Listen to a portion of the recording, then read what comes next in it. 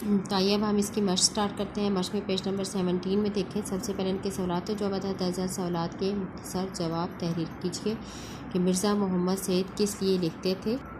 कि मिर्ज़ा मोहम्मद सईद अपनी ज़ाती तस्कीन के लिए लिखते थे। काम इसलिए करते थे कि उन्हें काम करना होता था। अपने काम के बदले में उन्हें किसी सिताइश या सिले की तमन्ना नहीं होती थी। उन्होंने फरमाइशी काम सारी उम्र नहीं की। ठीक है। सेकंड क्वेश्चन देखें। लाहौर के पब्लिशरों के साथ मिर्ज़ा साहब का रवैया कैसा था। कि लाहौर के पब्लिशरों के साथ मिर्ज़ा साहब का रवैया कुछ ज़्यादा अच्छा नहीं था, क्योंकि मिर्ज़ा साहब समझते थे कि लाहौर के पब्लिशर ख्याल करते हैं कि वो पैसे देकर जिससे चाहे नावल लिखवा ले। एक पब्लिशर साहब लाहौर से दिल्ली महज इस गर्ज से आए थे कि मिर्ज़ा साहब से नावल लिखवाएंगे। साहिब मजमून ने उनसे कहा कि मिर्ज़ा साहब इस तरह नावल नहीं लिखेंगे, मगर वो पब्लिशर बड़े बड़े मुसन्निफ़ों को खरीद चुके थे। वो साहब मजमून की बात ना माने और कहने लगे, हम मिर्ज़ा साहब को एक नावल लिखने का मुआवजा 1000 रुपया देंगे और तो वो क्यों नहीं लिखेंगे। के ज़माने में एक अच्छे नावल का मुआवजा 200-250 रुपये से ज़्यादा नहीं होता था। पब्लिशर साहब मजमून के साथ मिर्ज़ा साहब के पास पहुंचा और छूटते ही नावल लिखने की फरमाइश की। ठीक है। मिर्ज़ा साहब बोले, आप ज़्यादा से ज़्यादा मुझे एक नावल के 5000 या 10,000 दे देंगे, लेकिन मैं जो काम कर रहा हूँ उसे छोड़कर आपके लिए लिखने पर तैयार नहीं हूँ। 5-10 हज़ार की बात सुनकर पब्लिशर सब परेशान हो गए और 2 मिनट बाद ही वहाँ से चले। ठीक है। नेक्स्ट क्वेश्चन देखिए। मिर्ज़ा साहब की मारकातुल आरा किताब का नाम और मर्तबा बयान करें। मिर्ज़ा साहब की मारकातुल आरा किताब का नाम मज़हब और बातनियत है, जैसे हमने पढ़ा था पहले। ये किताब मिर्ज़ा साहब का एक बहुत बड़ा इल्मी कारनामा है। ये ऐसा कारनामा है कि अगर उर्दू अदब की एक उम्दा किस्म की किताबें छांटी जाएँ तो इनमें मज़हब और बातनियत को ज़रूर शामिल करना पड़ेगा।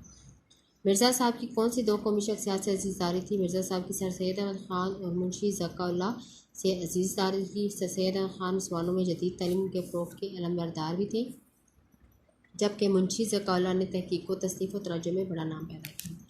नेक्स्ट क्वेश्चन देखिए। मिर्ज़ा साहब ने किस कॉलेज में तदरीस के फ़राइज़ अंजाम दिए थे। मिर्ज़ा साहब ने सन 1906 और 7 में 2 साल अलीगढ़ में पढ़ाया और इसके बाद गवर्नमेंट कॉलेज लाहौर में ही अंग्रेज़ी के प्रोफेसर हो गए। मिर्ज़ा साहब का मशग़ला क्या था।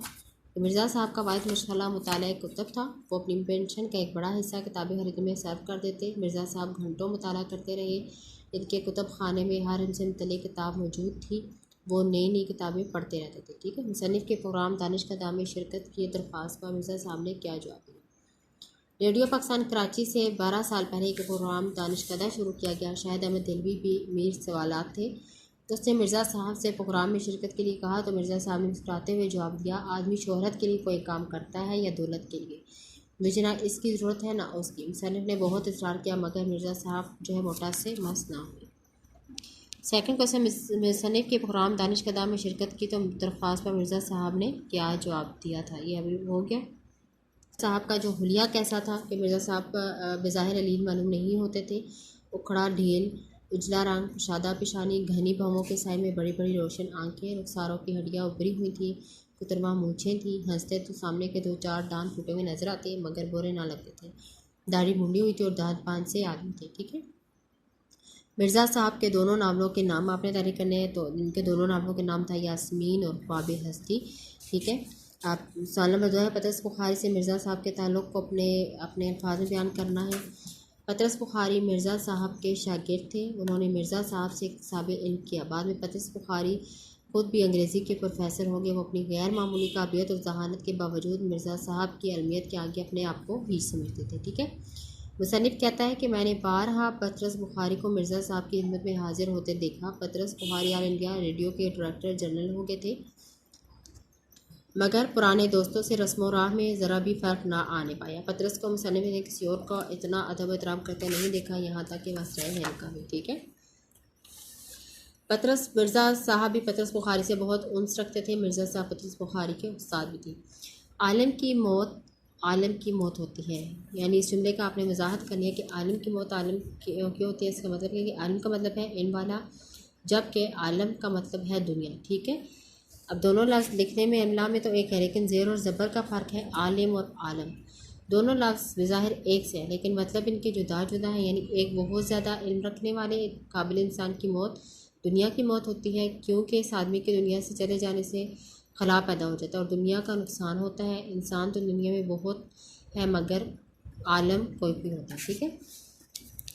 आप सवाल नंबर 4 देखें। अब ये क्वेश्चन आपने अपनी नीट नोटबुक पे लिखने हैं और इसको ज़ुबानी भी याद करना है। सवाल नंबर 4 आप अपनी बुक पे इसको फिल कर लें।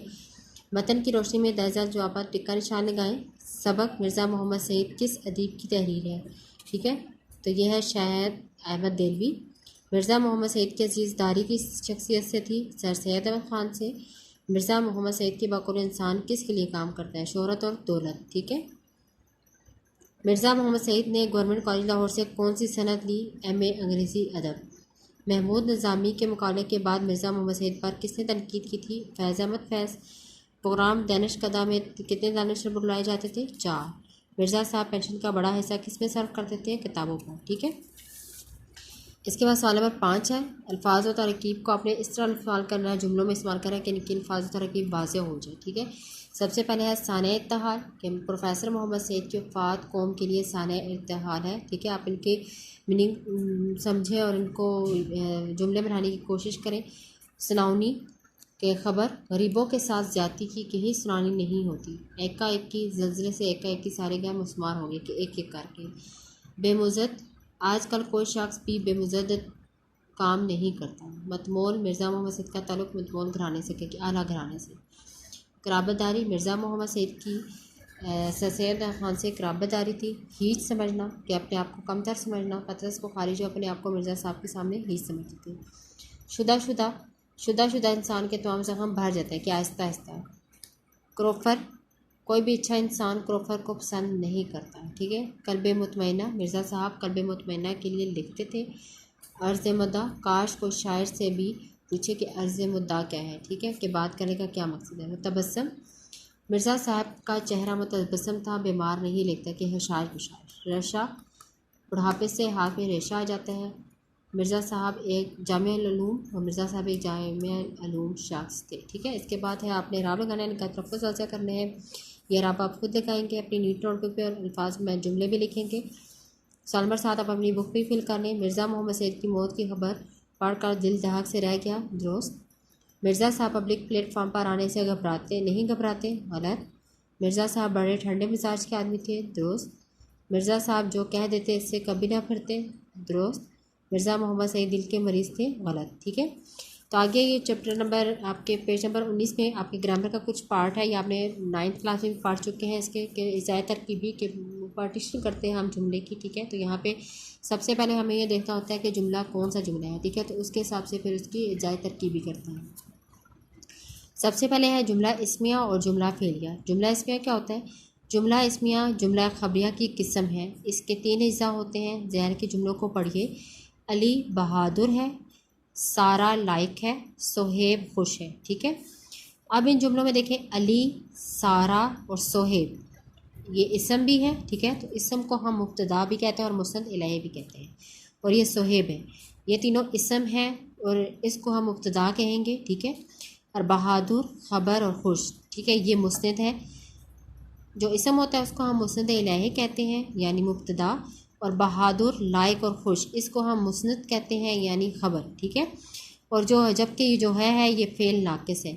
अब इसके देखिए अली बहादुर है, तो इस जुमले के अब 3 पार्ट हैं। अब इसके हमने ज़ाय तरकीबी में क्या करना है कि अली जो है वो क्या है, वो मुब्तदा है, बहादुर मुस्नद है और है जो है ये फ़ेल नाकिस है, तो इसकी ज़ाय तरकीबी होगी। ठीक है। तो ये जुमला इस्मिया है। जुमला फेलिया फ़ेल से मुतल्लिक है। ठीक है। इस जुमले में जुमला खबरिया की किस्म है। इसमें जुमला इस्मिया में क्या फ़र्क होता है कि जुमला फेलिया में फ़ेल ताम होता है। अब के मज़ाइल को पढ़ें। हमीद ने ख़त लिखा, फरीहा ने खैरात दी, शुएब ने खाना खाया। ठीक है। अब पेज नंबर इसमें देखें। इन जुमलों में जो हमीद था, हमीद, फरीहा और शुएब मुस्नद इलैहि जैसे मैंने ऊपर आपको बताया। और लिखा, दी और खाए ये फ़ेल ताम है या मुस्नद है। ठीक है, ये काम उन्होंने किया, ये ख़बर दे रही है। ख़त, खैरात और खाना जो है वो मफ़ूल है कि जिस पर काम किया गया। अभी इस बात ज़हननशीन कर लें कि किसी जुमले में किसी के बारे में कुछ कहा जाए तो वो ख़बर होती है, उससे हम मुस्नद कहते हैं। या आप अंडरलाइन करें, जुमला इस्मिया और जुमला फेलिया ख़बर के बगैर दुरुस्त नहीं होंगे। अगर जुमला इस्मिया और जुमला फेलिया है तो इसमें अगर आप ख़बर नहीं बताएंगे तो अब का जुमला वो दुरुस्त नहीं होगा। ठीक है। ये आपका ग्रामर का हिस्सा था। आगे खाका, खाका की आप डेफिनेशन दी गई है। अब ये खाका आपने इसकी डेफिनेशन याद करनी है और ये पेपर में मस्ट आती है कि किसी शख्स की ज़िंदगी के कुछ पहलू को इस तरह नुमायाँ करना कि उसका तारफ़ भी हो जाए मगर वो उसकी सानिया ना हो। ठीक है, कि मतलब पूरी ज़िंदगी में आप पूरी ज़िंदगी जो है वो तफसील से आप किसी की ज़िंदगी हम बयान नहीं कर सकते, हमने ऐसी ज़िंदगी उसकी बयान करनी है कि मुसलसल उसका तारुफ भी बयान करना है।